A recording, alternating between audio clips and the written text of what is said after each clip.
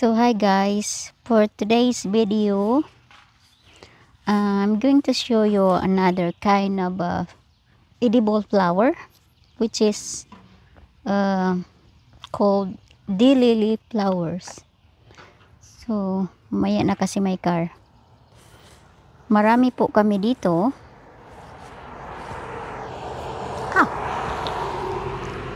Sakit yun ah. We have a lot of daylily flowers here, but in the other side of the road, so it's quite dangerous here.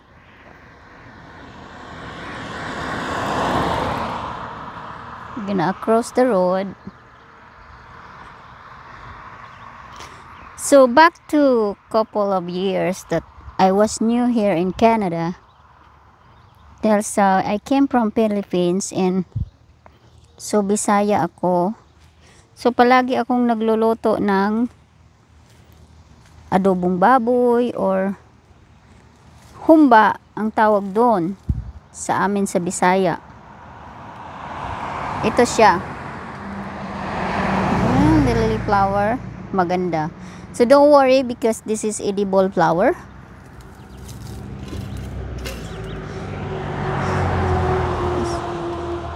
So nagluluto ako ng,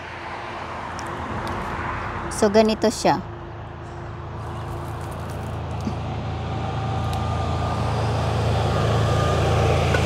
Nagluluto ako ng humba, which is in Bisaya. Kailang bumibili ako ng banana blossom. I went to store, which is Asian store. Tawag dito ay TNT. So ito siya, yung hindi pa na-open. Mukha din siyang banana blossom. Kailang medyo pricey man yung banana blossom. So na-discover ko to, medyo mura-mura to sa store. And I thought that this is a banana blossom. So it comes in my mind, I'm gonna search what kind of flower, because they call that daylily dried flowers.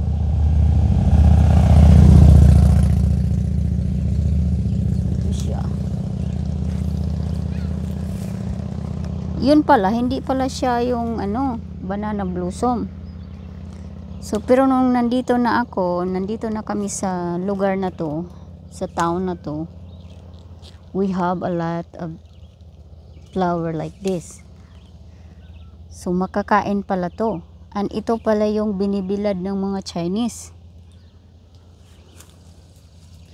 So magta-try tayong mag-dry kasi mayroon naman akong dehydrator. Is gagamitin natin yan. Yes. Ito siya. Ang dami dito guys. Ang dami talaga. Punta ako sa kabila. Ubusin ko muna ito.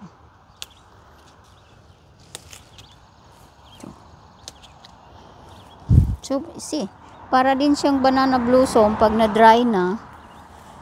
Pero hindi siya banana blossom.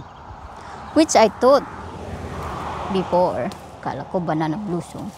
Ay, nahulog. Ay, Ginoo.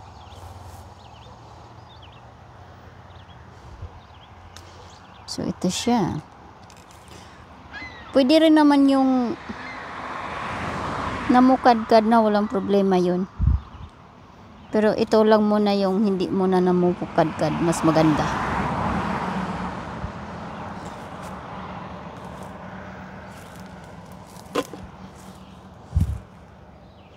Yes. So ito yung bahay namin. At ito yung harap namin.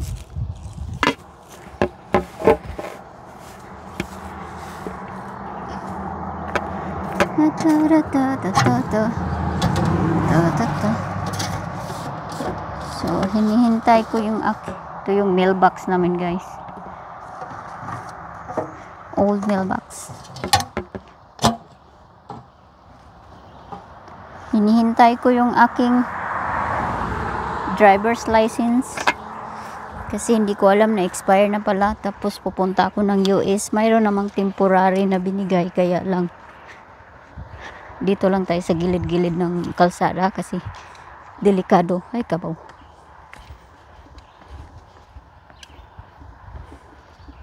So marami dito sa harap ng kapitbahay namin. Kaya lang yung kapitbahay namin nawala na. So hindi ko alam kung nasaan na sila. Sabi ganun.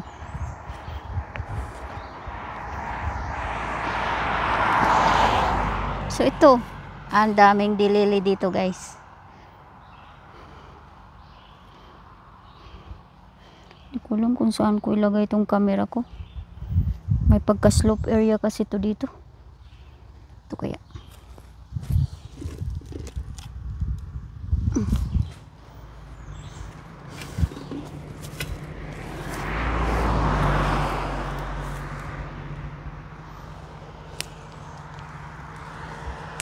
So wala naman tong uod kasi ano naman. Hindi pa siya namukadkad. Hindi ko na to huhugasan kasi baka masyadong basa naman. Masyadong matubig.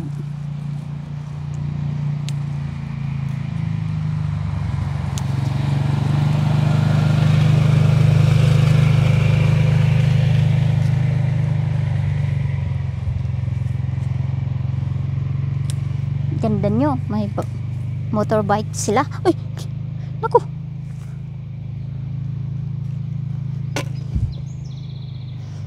Naku, buwis buhay yata itong ginagawa ko. May pagka-slope kasi dito, guys.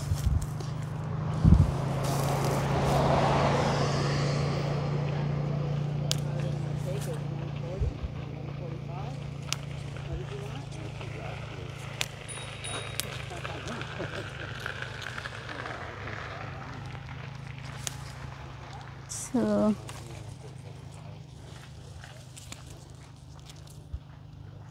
kasi yung mga namukadkad na pag umaga, pag gabi bumukadkad sila. Pag gabi naman o pag araw unti-unti silang natutulog. Natutulog talaga.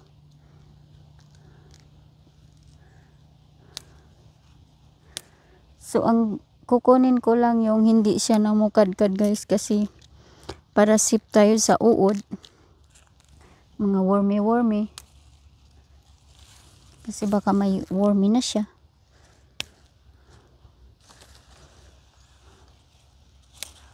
So ang dami talaga dito. So kaya lang kasi dati kasi hindi ko to kilala. Pero wala rin to sa tinirahan namin dati, wala rin to, kaya hindi ko to kaya palagi akong bumibili sa Asian store. So ang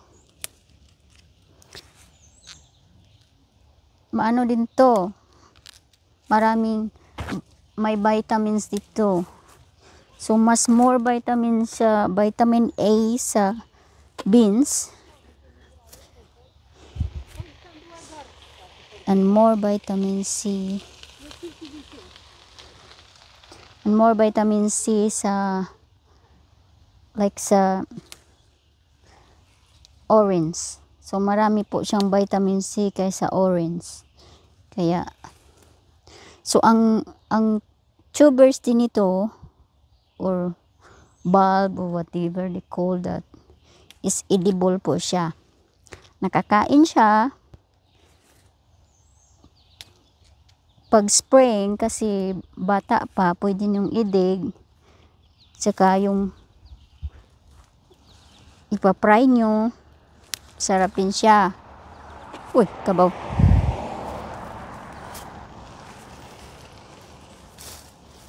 Buntong.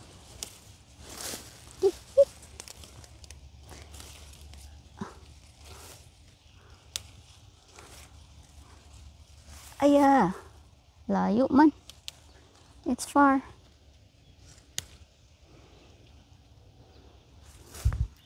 So, yeah. Di pa tayo sa kabila. Change location. Kasi medyo slope na masyado. Baka magpagulong-gulong ako. Good thing, walang ano dito. Poison ivy.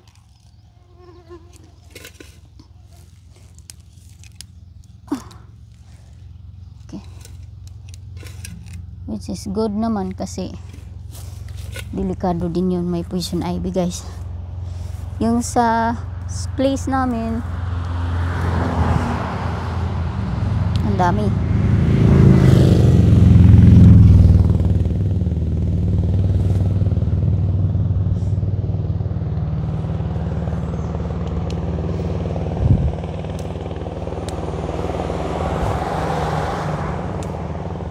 Marami din kami dito sa bahay, kaya lang dinig ko siya kasi invasive kasi siya.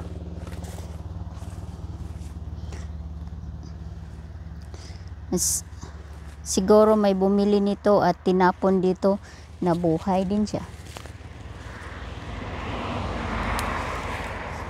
So yung pagka-pick ko ngayon is a little bit late na.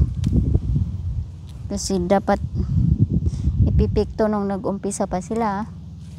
It just started to flower, but because of always raining here, couple of weeks, hindi ko na asikaso.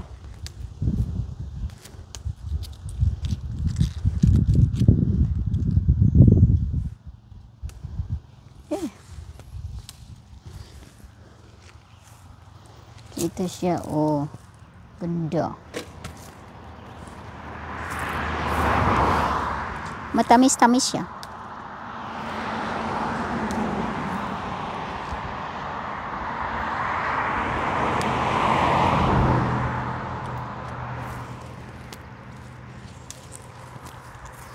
So yung pagkaiba nitong ano, minsan kasi nakabili ako ng banana blossom sa store, sa Asian store.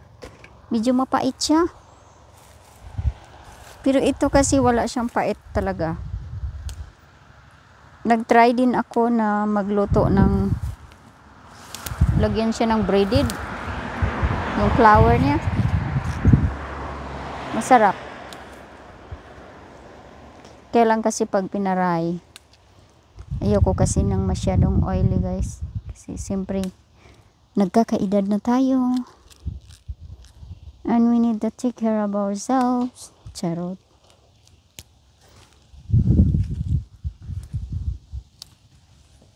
Kasi minsan nakabili ako ng banana blossom sa store, sa Asian store.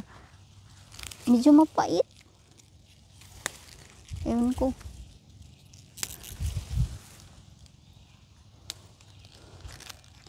Tapos hindi ko naman to nakita dati kung anong dilili kasi, di ba marami kasing mga dried na mga ganito. Malay ko ba kung dilili yun?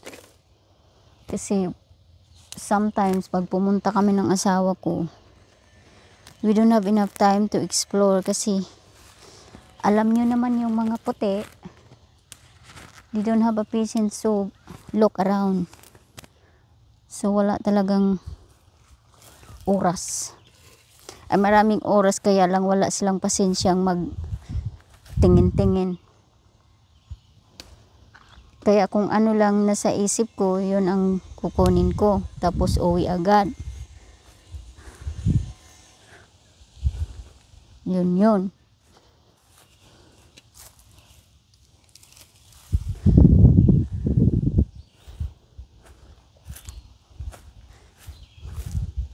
So, ang dami ditong ganito. Ganda.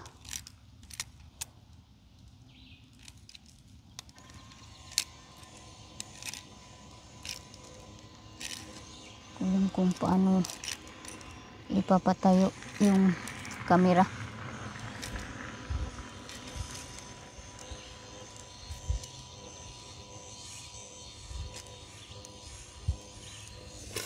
Ang hirap magpatayo ng kamera.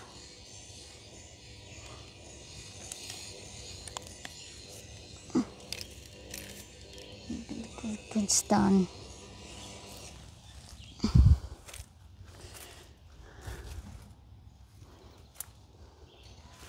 So okay lang naman sigurong manguha dito sa harap ng kapitbahay namin. Kasi ano naman to?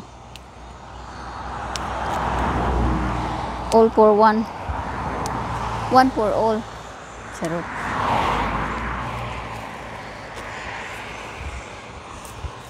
So, ang dami talaga dito. So many.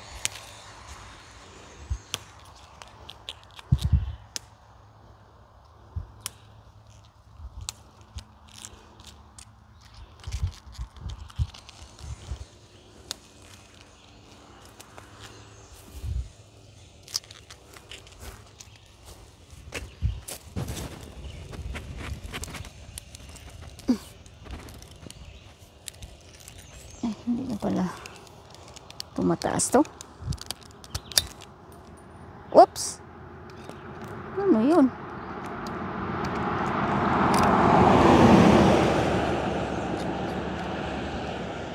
So mamaya guys, ipapakita ko sa inyo kung paano ko ilagay sa aking dehydrator.